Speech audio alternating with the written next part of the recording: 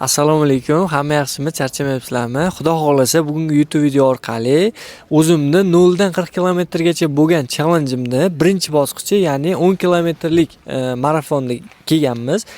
Bu marafon Bo'stonliqdagi Ski Campda bo'lib o'tyapti va aynan men o'zim trail 10 kilometrligiga ro'yxatdan registratsiyadan o'tganman. Biz bugun keldik Amirsoyga, lekin bizning startimiz ertaga bo'ladi.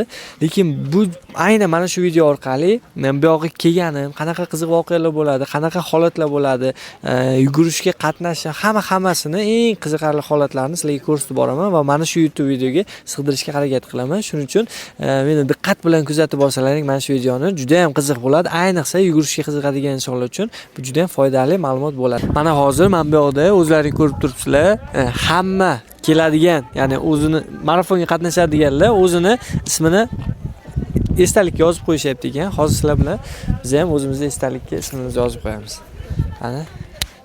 Ana shu ozgina joyga bo'lsa ham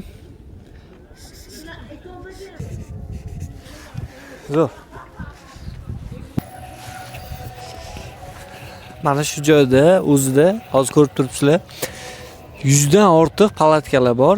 Har bitta odamlar kelganda o'zi uchun palatkalar bilan joylashib olishga. Hozir sizlarga uncha ko'rinmayotgan bo'lishi mumkin. Mana shu qatorga to'liq ketgan 100 dan ortiq palatkalar joylashgan. Har bitta odam bu yoqda 2-3 tadan odam hisoblasangiz ham, menimcha marafonda juda ham ko'pchilik qatnashishga kelishgan. Mana xudo xolasa bizning ikkinchi kunimiz ham boshlandi. Juda ham odam ko'p kelgan. Mana o'zlaring ham ko'rishlaring mumkin. Tomonda juda ham ko'pchilik, mashallah, bu yerda juda ham ko'p, hali ham kelishyapti. Hozir marafonning birinchi starti boshlanar ekan. Ungacha biz hozir sizlar bilan birgalikda marafonga qatnashadigan sumkalarimizni bizga berilgan raqamlarimizni olamiz. Kuzatib turinglarchi. Mana shunaqa atmosferani ko'rib turibsizlar. Hamma startga tayyor. Xudo xolasa hozir birinchi startimiz boshlanadi. O'zingiz ko'rib turganingizdek odamlarni ko'rsatib o'rsangiz.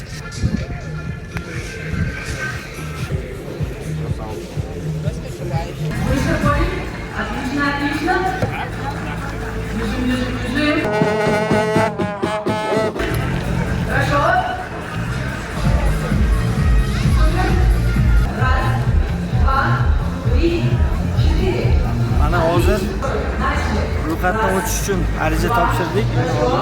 Bizani start paketimiz berishadi.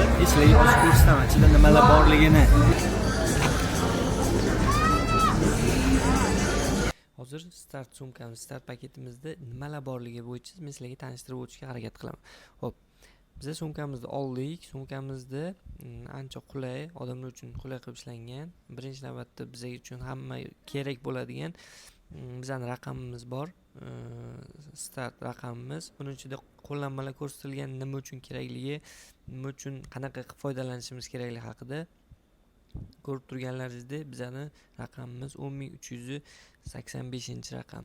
Mana bu qo'limda chiqqan qog'oz ichida har doim sumkamizni o'zimiz bilan olib yurishimiz uchun ham ko'rsatilgan raqamlar bor. Undan tashqari biz uchun futbolka berishdi. Futbolkamizning razmeri o'zingizga moslab tanlab olsangiz bo'ladi va qo'shimcha ozuqa narsalar, ya'ni biz yugurishdan oldin o'zimizni nima deydi, energiyamizni ko'tarib olish uchun qo'shimcha tarzda ovqat sifatida foydalanish, energiya olishimiz uchun bizga qo'shimcha ozuqa narsalar berishdi. Xo'p, biz ko'rib turganingizdek 10385 start raqam bilan biz xudo xohlasa yugurishni boshlaymiz. Mana hozir biz kanatga chiqdik. Kanat orqali yuqoridan past ko'rinishini o'zimiz ko'rishimiz mumkin. Bu yerda hamma yuguruvchilar start olgan. O'z hozir sizlarga bitta narsani tushuntirib beray. Trail degani bu mana shunaqa tog'larda yugurishni nazarda tutishar ekan. Oddiy tekislikda emas yoki bitta yo'nalish bo'ylab emas, mana shunaqa tog' bo'ylab tepaga qarab yugurib ketish va o'sha bo'ylab tushishni trail deyishar ekan. Kimdirlar tushunishi mumkin, bu 10 kilometr yoki 5 kilometr, bu yoqda 5 kilometr yuguradigan inson ham 2 barobar ko'proq qiynaladi. Shuning uchun oddiy yugurishga nisbatan bu trail yugurish ancha farq qiladi. Hozir biz tog' tepasiga chiqamiz va u yoqdagi atmosferani ham sizlarga ko'rsatib boramiz. Hozir agar yuguruvchilarning yo'nalishini topib olsak, ularni ham sizlarga ko'rsatamiz. Mana bu yo'llarni bitta olinglar. Mana shu yo'llar bo'yicha har bitta chiqib kelayotgan ilonizga o'xshab ko'rinayotgan yo'llardan chiqib kelishadi. Bitta yaqinlashtiraylik. Yo'llar. Ana shu yo'llar bo'yicha to'liq marafonchilar yugurib ketishgan. Endi xudo xolasa biz ham bu yoqdan o'zimiz yuguramiz 10 kilometrlik masofada. Ana shu yo'nalish bo'ylab. Endi qanchalik qiyin bo'ladi? Birinchi marta hayotimda bunaqa trail marafonda yuguryapman. Bu qanchalik qiyin bo'lishini sizlar bilan birgalikda birinchi marta his qilib ko'ramiz. Kuzatib boringlar. Biz hozir 2290 metrlik balandlikdamiz, Amirsoyda. Hozir bu joydan o'zingiz bitta atmosferani bitta ko'ring.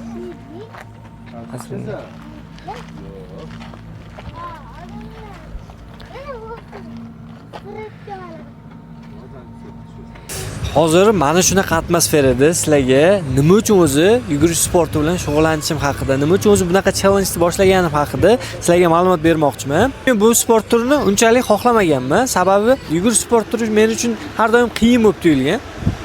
Shuning uchun men yugurish sporti bilan shug'ullanishni xohlamaganman. Lekin mana shu yaqingacha kelib, yugurish sportining inson uchun qanchalik foydali ekanligini, har bitta inson yugurish sporti bilan shug'ullanish kerakligini, shaxsiy rivojlanish uchun, psixologik tomondan odam shaxsiyatini o'stirish uchun yugurish sporti juda ham foydali ekanligini bildim.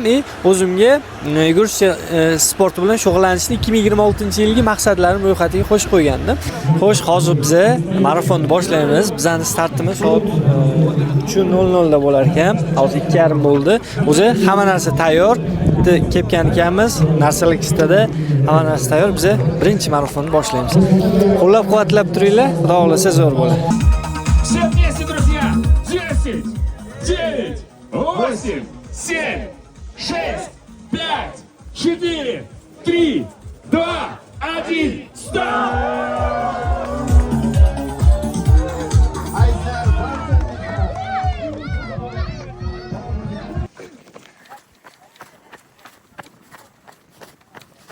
Endi 2 kilometr. 2 kilometr bo'ldi. Bu joy yo'llar juda ham qaysi joyda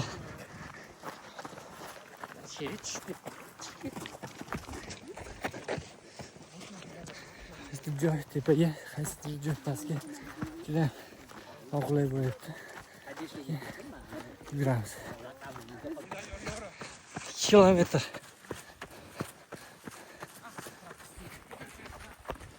Yo'llarimiz ana shu jangallar. Voy, biz suv ichish uchun qancha harakat qildik.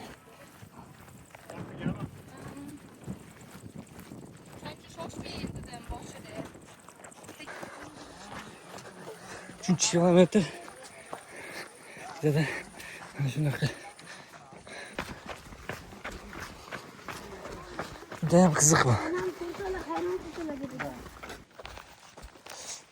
5 kilometr. 5 kilometr bo'ldi. Endi yana 5 kilometr qoldi. Ancha-muncha qiziq va qiyin bo'lyapti. Lekin zo'r. 6 kilometr bo'ldi, 6 kilometr. Mana shunaqa tepalikka chiqish. Pastda. Mana shu tepalikka qarab chiqib kelyapmiz. Oson. Yana 3 kilometr. 3,5 kilometr.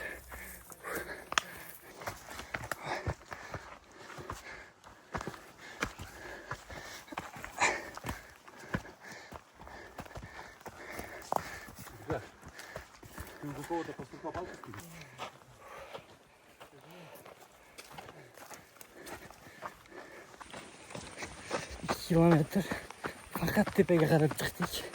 Umuman yurishga ham ma'no yo'q. Endi tepalikdan keyin 2 kilometr, endi pastlikka qarab 8 kilometr bo'ldi. Yana 2 kilometr qoldi. Finishga 8.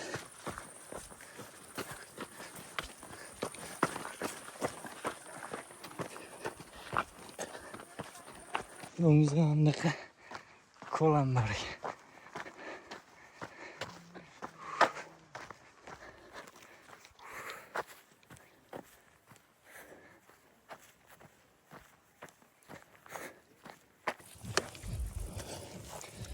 kilometr.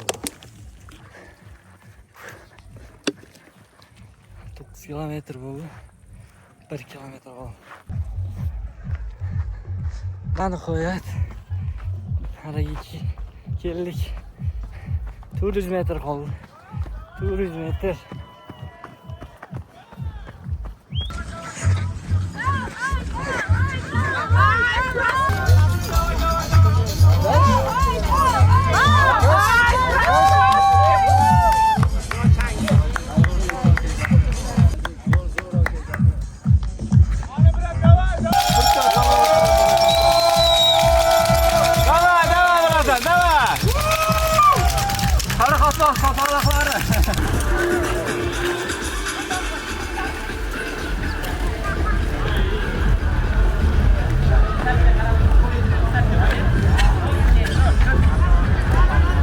Xo'p, biz yugurishda qatnashdik. Yugurishda eng ko'p ko'zim tushgan va e'tiborni tortadigan bitta jamoa bu Cambridge jamoasi bo'ldi.